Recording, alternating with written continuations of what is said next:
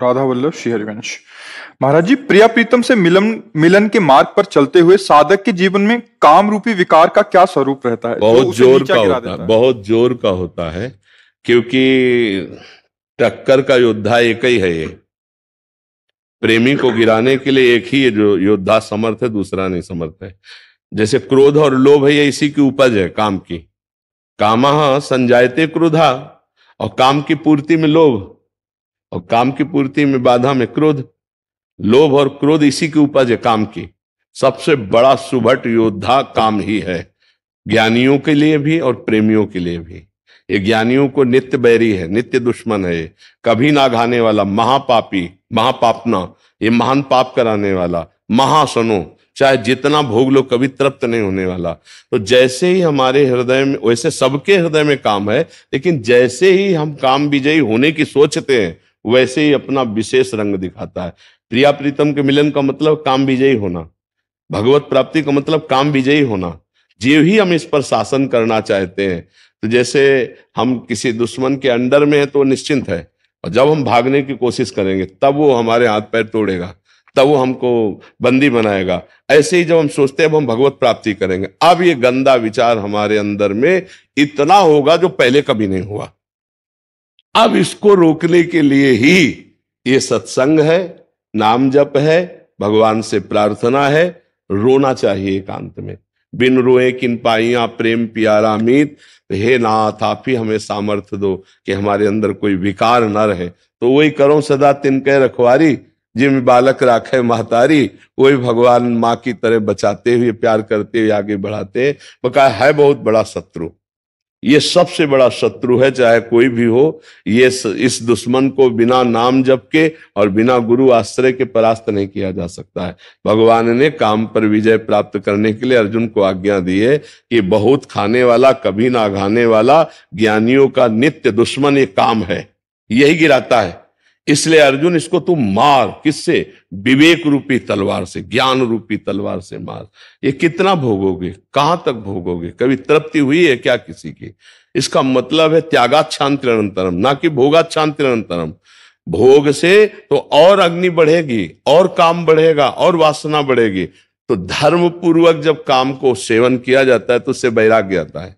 जैसे गृहस्थी है धर्म पूर्वक, शास्त्र मर्यादा, और विरक्ति है तो आजीवन ब्रह्मचर्य, तब इस पर विजय प्राप्त किया जा सकता है। तो काम तो प्रेम और ज्ञान दोनों में बाधा पहुंचाएगा। जहां आप कमर कसोगे, बाधा तो सबको पहुंचा रहा है, लेकिन वो उस समझ नहीं पा रहे। पर जब ज्ञान और प्रेम की तरफ बढ़ोगे, तब वो तुम्हारी टांग खींचेगा संसार की तरफ, तब तुम्हें भ्रष्ट करने की कोशिश करेगा। जो तुम भोगना चाहते हो उससे अधिक आपको सुविधा दे देगा। वो माया है ना, आप भोगो, कोई परेशानी नहीं। और अगर आप भोगों को स्वीकार कर लिए तो प्रिया प्रीतम से मिलन की इच्छा ही नहीं रह जाएगी, योग्यता नष्ट हो जाएगी।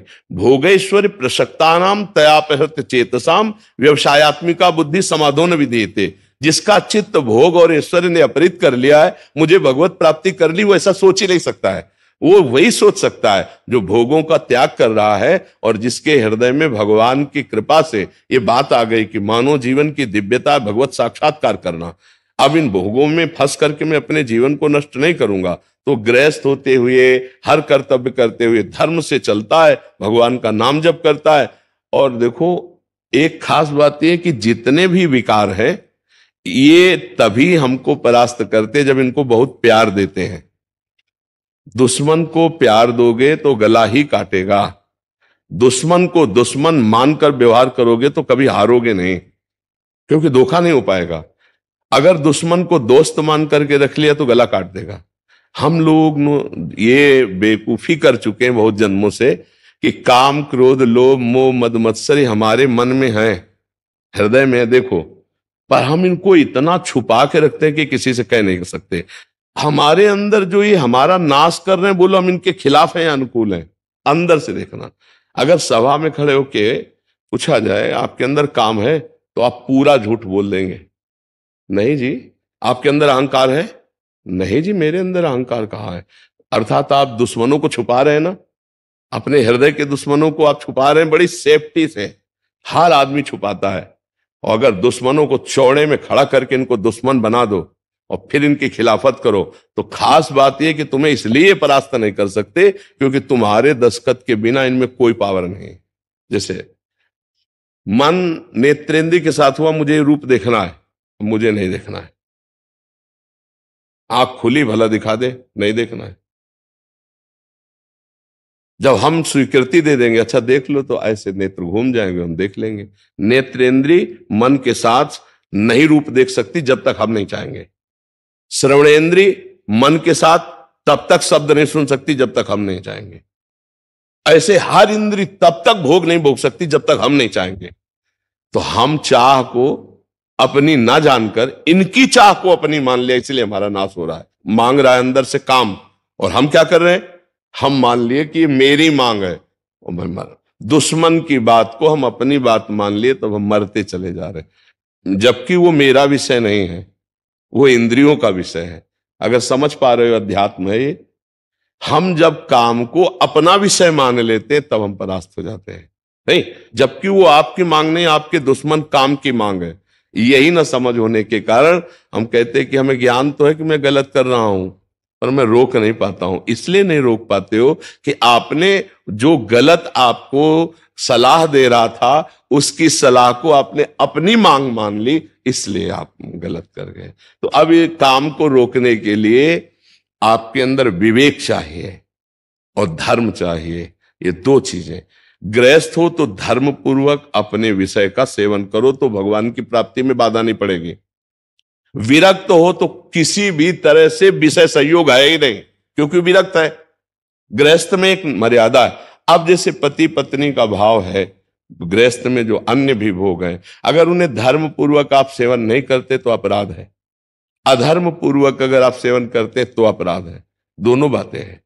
बहुत धर्म पूर्वक उनका सेवन करना है क्योंकि आप गृहस्थ हैं, अधर्म पूर्वक भोगों का त्याग करना है। जैसे ब्याह हो गया, अपने पति को छोड़कर किसी और पुरुष की तरफ काम भाव दृष्टि रखना घोर पाप, अपनी पत्नी के सिवा किसी और स्त्री की तरफ दृष्टि रख, ये घोर पाप। अब ये कहां, आज का समाज धीरे धीरे बदलता चला जा रहा है ना, तो वो कैसे हो, तो मलिन हृदय भला काम विजयी होगा।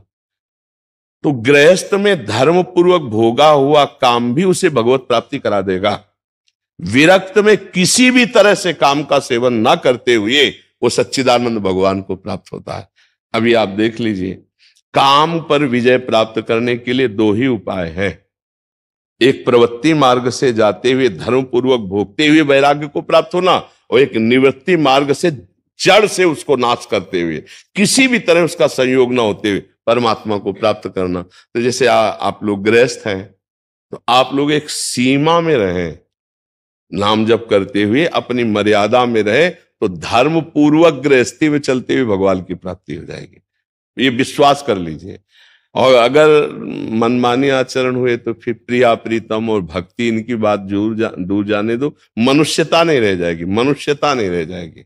देखो, पूर्व से ही गलती ना हो, हम इसीलिए इसका विरोध करते हैं। जो आजकल मित्रता का नाटक खेला जाता है ना, एक बॉयफ्रेंड गर्लफ्रेंड ब्रेकअप, तो ये नौटंकी नाटक विदेशों में होता होगा, हमारे भारत की मर्यादा नहीं, ये पवित्र कार्य नहीं है। तो भगवत प्राप्ति या प्रिया प्रीतम से मिलन ये तभी हो सकता है जब हमारा चरित्र पवित्र हो, जब हमारी इंद्रियां पवित्र हो, हमारा मन पवित्र हो, हम काम विजयी हो।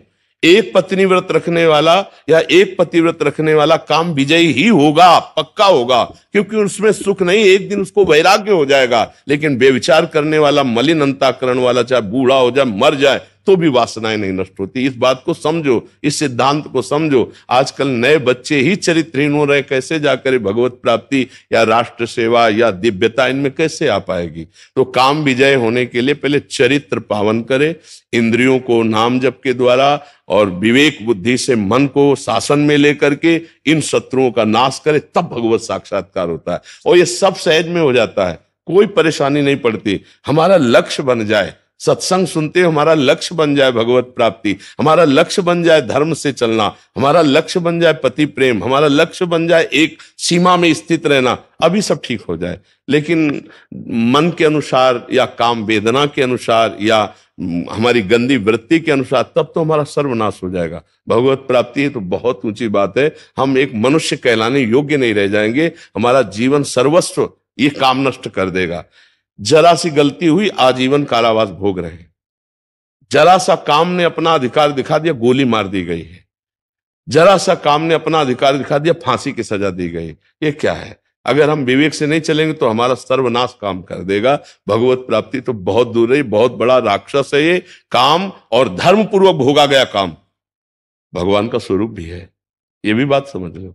भगवान ने गीता में जी कहा है, धर्म पूर्वक भोगा हुआ काम मैं हूं। तो आप लोग गृहस्थ में है तो धर्म पूर्वक है, और विरक्त का काम का सर्वतः त्याग है।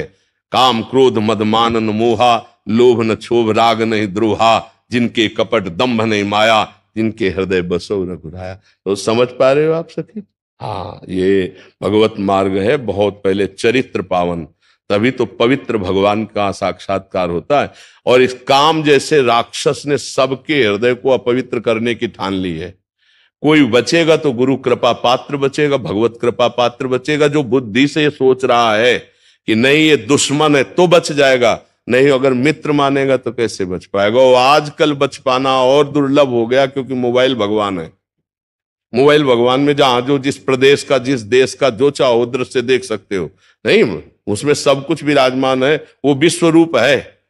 मोबाइल मानो भगवान का विश्व रूप है, आप जो चाहो देख सकते हो। नए नए बच्चे पढ़े लिखे अब मोबाइल में गंदी बातें देखेंगे, गंदे विचार आएंगे, गंदी क्रियाएं करेंगे, कैसे उनको भगवत प्राप्ति का लक्ष्य बनेगा?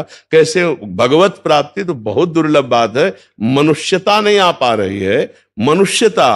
मनुष्यता से दूर होते जा रहे, राक्षसी बुद्धि बढ़ती जा रही, गंदे व्यसन करते जा रहे, गंदे आचरण करते। हम कई बार एकांतिक में कहा है कि आप देखो, समझ नहीं पा रहे हो, आप कितने गर्त में गिर रहे हो। आज ये बॉयफ्रेंड से बेकअप, कल उस बॉयफ्रेंड से, परसों उस बॉयफ्रेंड से, ऐसे गर्लफ्रेंड से, है क्या? इसे अगर सच्ची भाषा में कहो तो व्यभिचार कहते हैं। और इस व्यभिचार दोष से जिसका चित्त युक्त है, वो पूरा जीवन अपना बर्बाद कर रहा है, क्योंकि वो व्यसन से युक्त हो जाएगा, गंदी बात से युक्त हो जाएगा। परमार्थ की बात जाने दो, व्यवहार ठीक से नहीं निभा पाएगा, एक परिवार को वो नहीं सुखी कर पाएगा। एक परिवार में वो अगर जाएगा तो वो सुखी नहीं कर पाएगा, क्योंकि उसकी वृत्ति गंदी हो चुकी है। इसलिए हमें लगता है कि भगवत प्राप्ति के लिए आपने प्रश्न किया है तो बहुत ही श्रेष्ठ है। हम सब उन माता पिता से प्रार्थना करते हैं कि अपने बच्चों को सतमार्ग का उपदेश करें, बिना अध्यात्म के सुधार नहीं होता। और उन जवान भाइयों से प्रार्थना करते हैं कि आप अपने मन को सतमार्ग में लाइए, नहीं तो ये कभी आपको चैन नहीं लेने देगा। ऐसी गलतियां हो जाएंगी जिसे पूरा जीवन पश्चाताप करना पड़ेगा। ऐसी ऐसी गलती हो जाती है जिसका कोई, अगर दंड ना मिले भी, सरकारी कानूनी दंड ना मिले, हम बच जाते हैं, तो हमारा मन हमको जला जला के ऐसा दंड देता रहेगा, पूरे जीवन अशांति और असंतुष्टता रहेगी। जी।